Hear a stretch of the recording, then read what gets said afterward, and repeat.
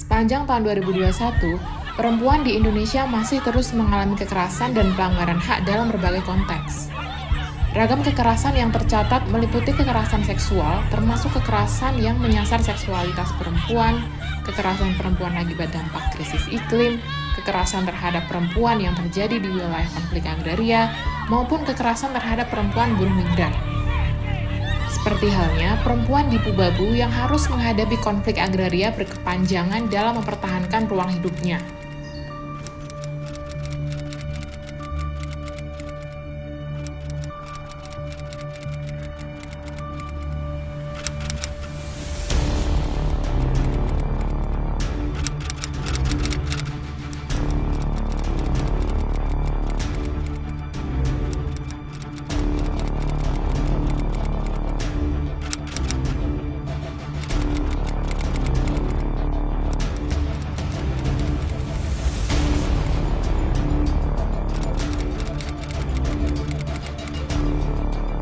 Poso, perempuan-perempuan di sekitar pembangunan PLTA Poso juga menjadi korban atas dampak solusi iklim palsu.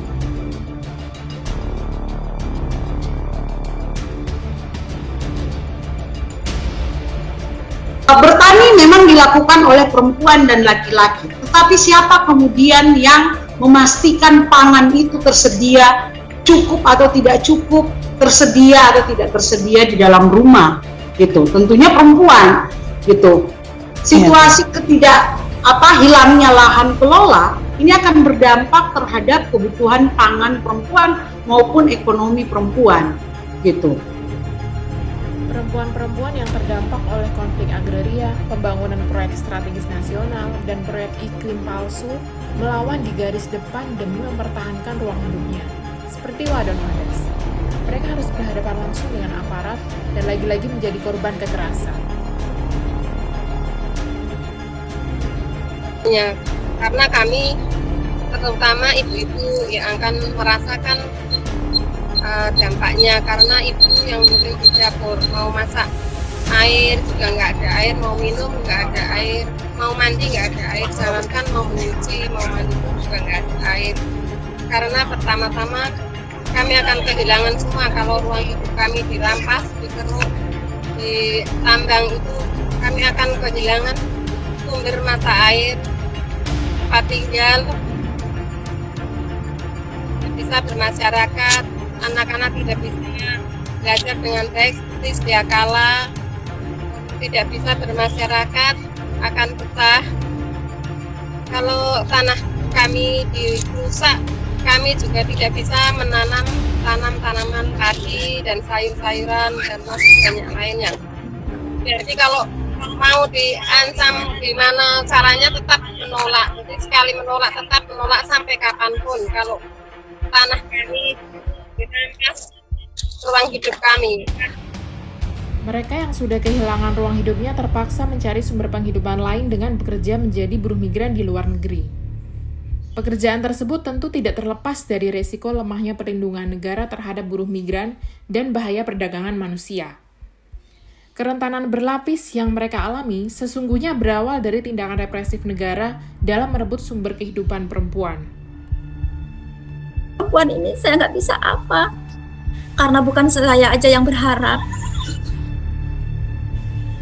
Kami semua, khususnya korban yang di Lampung, itu semua berharapnya memang sang penyalur menerima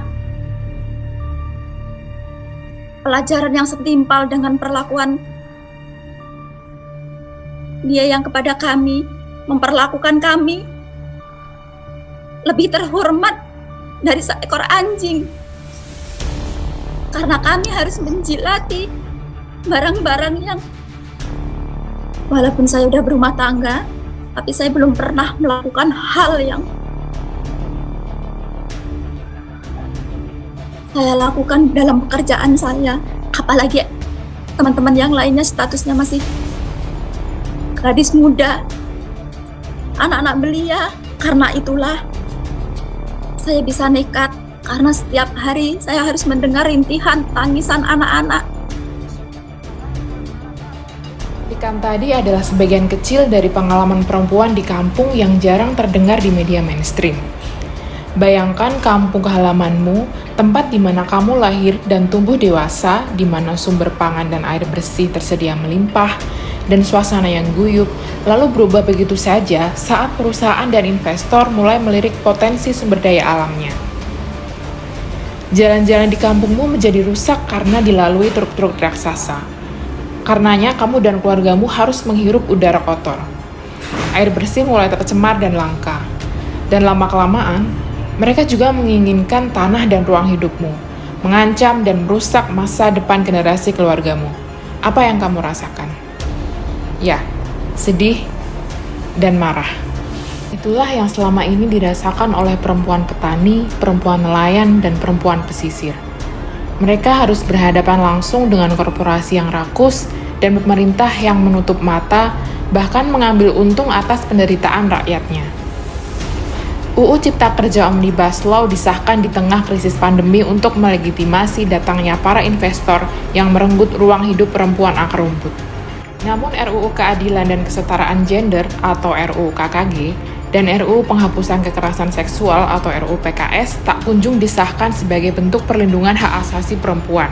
Perempuan di negara ini begitu rentan karena negara sama sekali tidak memberikan perlindungan hukum, tetapi justru membuat legitimasi untuk semakin meminggirkan, mendiskriminasi, dan sengaja melakukan kekerasan yang sistemik terhadap perempuan. Setiap tahunnya sejak 25 November hingga 10 Desember, dunia melakukan kampanye 16 hari anti kekerasan terhadap perempuan.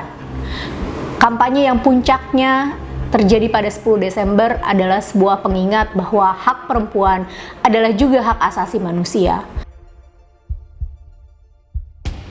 Seperti halnya perempuan yang selalu berada di garis terdepan dalam berbagai sektor kehidupan, maka kekerasan terhadap perempuan juga ada di berbagai dimensi. Termasuk adalah kekerasan terhadap perempuan yang dilakukan oleh negara melalui kebijakan-kebijakannya.